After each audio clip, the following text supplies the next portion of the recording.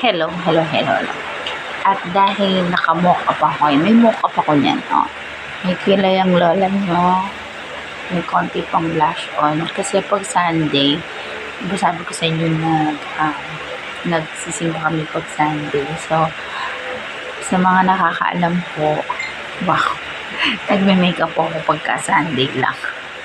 Pag Sunday lang. Konting makeup lang talaga. Pag Sunday. Kasi syempre si Simba, maiba naman. Syempre umaaura tayo pag Sunday. Ayan. So, gabi na po ngayon at tulog na po talaga din si Sandre. At may balak po akong manood ng Lupi. Movie marathon po talaga ako ngayon. Pero naisip ko magpagkwentuhan sa inyo. O talaga nag-video. Ayan, hanggang ako ngayon. Sarap. Hindi. Dahil dyan, hindi. Kilikili update ako. O, kilikili ko. Dahil promise, mapuli na yung kilikili ko ngayon. Kaya bumili na kayong cream 88. Charot. Anyways, saka na ako magbebenta. Ano bang gusto nyo pag-usapan? Usapang first time nanay na magpapaaral sa daycare. First time na magkakaroon ako ng estudyante. Kasi nga dahil si Sandre ay 4 years old na, ayan, mag-school na siya.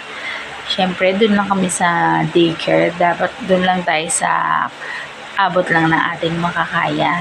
So, sa daycare, very excited ako. Actually, dapat bukas na yung first day nila. Pero, sa GC namin, may update doon na bale, may may reporting sila teacher sa munisipyo. So, it's okay. Tsaka maulan din naman pa bukas. So, okay pa tayo dun sa set ng date na kung kailan yung start. So, supposed to be sa Tuesday lang. So, ito lang yung journey. Months before, parang 2 months before, na ako na, i-tutor ko si Sandre. Papa-tutor ko before mag-school. Mag-school para at least familiar na siya. Kasi, ewan ko lang po kung ako lang po yung ganitong nanay. Pero sa iba po, talagang inaano nila na parang yung pinupush nila talaga na makapag-aral agad. Ay, malaman agad kung paano magsulat, mag-number, mag-colors, mag-alphabet. Good thing po yun. Wala akong doon. Actually, yun din yung plano ko dati. Plano ko dati. Tapos, dahil sa alam niyo na medyo tamad yung nanay. Hindi, parang naisip ko lang na, ang tagal niyang papasok sa school. Pag nag-start na siya mag-school, ang tagal niya na mag-school. So, ang ginawa ko, hinahayaan ko lang siya maglaro. Ay, ibig sabihin, hindi ko nga siya hinahayaan maglaro kasi lagi ko siyang kinukulong. Actually, guilty ako doon dahil mas madalas siyang mag-cellphone dahil ako mismo, tamad ako maglalabas. Pero ang pinakalabas lang namin Sunday kapag nagmamas kami. So, shout out lang sa Our Lady of La Salle at kay Father Fidel. Yung kilala niyo siguro naman si Father Fidel Rora. Yun. Trending lagi yan sa Facebook. Kasi, yung simbahan niya doon sa may La Salle, meron siyang playhouse. So, na-excite si Sunday doon. Kahit magsimba, na-excite siya. Kahit hindi siya talaga nagsisimba dahil nandun yung playhouse. May playhouse siya doon. Alam naman niya na magpipray doon. Pero, mas excited siya dun sa playhouse, doon sa church ng Our Lady of La Salette. Yun ang pinakalaro niya, Our Lady of La Salette, sa playhouse doon. Habang nag-church kami ni Daddy, nandoon siya sa playhouse. Tapos, pag sa hapon, nasama kami kay Daddy sa pamamasada, umaangkas talaga kami. Para, pag uwi namin, it's either nakakain na kami or meron na kami pagkain pag uwi. Kasi nakakabili na kami. Tapos, tuwing Saturday naman, pumupunta kami sa may commercial, nagja-jogging kami. Yun yung pinakalabas niya. Pero yung dito talaga sa labas namin, hindi ko siya pinalalabas. Huwag nyo masamain, pero talagang tamad kasi ako magbantay. Hindi naman sa tamad magbantay. Ang hirap lang kasi bantay ng batang napakakulit, diba? So, guilty naman ako dyan. Pero binibigyan ko naman ng time si Sunday sa labas pag nagmo-mall, ganun. Pero very limited lang talaga, hindi katulad ng ibang bata na as in parang unlimited maglaro kayo sa labas, go lang kayo. Ako hindi, talagang ayaw ko siyang palabasin. Arte ko, no? Hindi, ewan ko, siguro kanya-kanyang trip lang yan o hindi, kanya-kanyang lang ng mga nanay yan. Pero so far naman, okay naman si Sunday. Pero sobra talagang siya sa laro. So back to tayo, first time nanay na mag-ikahalo na estudyante. Very excited man din ako.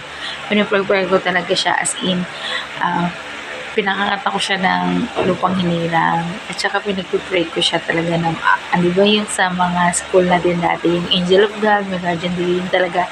Ewan ko lang kung ngayon pa rin yun sa mga daycare, pero yun kasi yung parang nakalakihan kung ng daycare. So, interested naman siya. Tsaka excited siyang mag-school kasi magkakaroon daw siya din ng playmates. So, ang motivation ko naman sa kanya is kailangan niya mag-school, syempre para mag-aral, mag-read, makipag-friends, kumanta, mag-write, colors, yung mga natutunan talaga sa school. And very excited naman din siya. And then, sa pagbili po ng gamit, talaga namang kahit mura lang yung nabili namin gamit, okay naman din. Kasi, syempre, daycare. Actually, sino bang nanay ang ayaw nang mamahalin yung gamit? Pero, shock na kami ni Daddy doon sa budget namin. Okay na yan. Saan na kami babawi pag may budget. And, nakaka-excite kasi sa edad kong to, ngayon pala akong magkakaroon ng estudyanteng daycare. Diba? Ang saya. So, saludo ako sa mga nanay na na nagpo-post ng excitement nila at saka ng pictures or videos nila na papasok kayong mga anak nila. And, ilang araw na lang, I'm one of them na makakapag-post. And I'm so proud kasi, yes, ang arte ko. Kasi magkakaroon na ako ng student. Yan. So, as a nanay, very happy ako. At saka, kinakausap ko na si Sunday na I have to make friends doon, bawal makapag-away.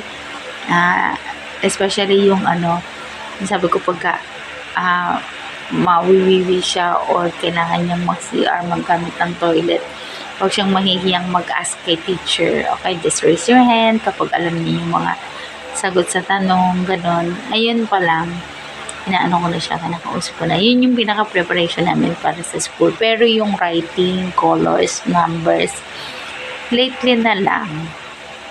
Pero kasi ang bata, very, sila, mabilis silang mapagod magsulat. Konting sulat-sulat lang, diba? Pagod na daw agad sila. Iba talaga pagka nanay ang kaharap magturo kaysa siguro sa teacher. So, ayun. Maobserbahan ko yan kapag nag-school si Sunday, kung talaga mag-listen siya kay teacher, hopefully, sana makinig siya. Kasi mabait naman talaga si Sunday. Wow, dahil anak ko yan, hindi, totoo. Dahil, syempre, anak ko siya, mas kilala ko siya. Pero, hindi ako nakikikompetensya or nakikipag-prepare sa ibang bata kasi iba-iba naman talaga yung bata. Pero, I'm so proud na pag kinakausap ko siya, nakikinig siya, nag-oo naman siya, ga-agree naman siya sa mga sinasabi ko naman, makikipag-away at makikipag-friends, mag-listen kay teacher, ganon. And sana nga sa mga susunod na update ko sa inyo talagang maging okay sa Sunday sa school. Ayun. Very excited magastos magpa-aral ngayon kasi kahit public yan, ang mamahal ng mga kami sa school. Oo. So, sad to say sa mga nanay, yung mga budget natin, pagkasyahin natin, carry nyo yan. Saan tayo magaling? Wow, saan tayo magaling sa pagbabudget ng ating alaw. And so, yun lang. Yun lang ang kwento ko ngayon. Basta we're so excited para sa first day of school ni Sunday. Kaya abangan nyo yung mga post ko. Kakasama na ako dyan sa magpo-post na ganyan. First time, nanay. Okay, I'm so excited. I'm so happy. Sana maging good sa school si Sunday. Yun lang. So, bye-bye!